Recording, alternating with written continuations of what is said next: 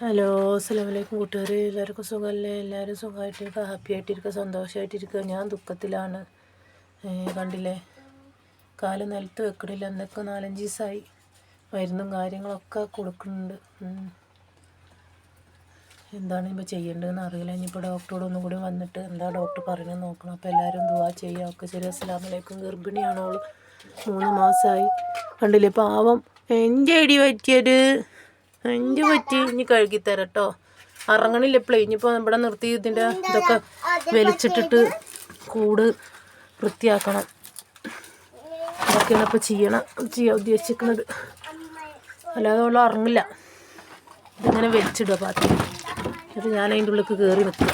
അങ്ങനെ ചെയ്യണം. കണ്ടില്ലേ, ഊരൊക്കെ വേദന തുടങ്ങും. കുറേ നേരം വൃത്തിയാക്കുമ്പോഴത്തേന്. അല്ലാതെ നമ്മൾ പുറത്തേക്ക് ഇറങ്ങണ്ടേ. പിന്നെ എന്താ ചെയ്യുക, ഉള്ളിൽ നിൽക്കുക. ഇങ്ങനെ പാത്തികൾ ഇങ്ങനെ പുറത്തേക്ക് വലിച്ചിട്ടിട്ട് ഞാൻ അതിൻ്റെ ഉള്ളിൽ കയറി നിൽക്കുന്നാലേ കാല് വൃത്തിയാക്കാൻ പറ്റും. അപ്പോൾ എല്ലാവരും ദുആ ചെയ്യുക. ഒക്കെ ശരി. അസ്സലാമു അലൈക്കും. ഞാൻ വൃത്തിയാക്കിയതിന് ശേഷം ഞാൻ വീഡിയോ ഇടുന്നതായിരിക്കും.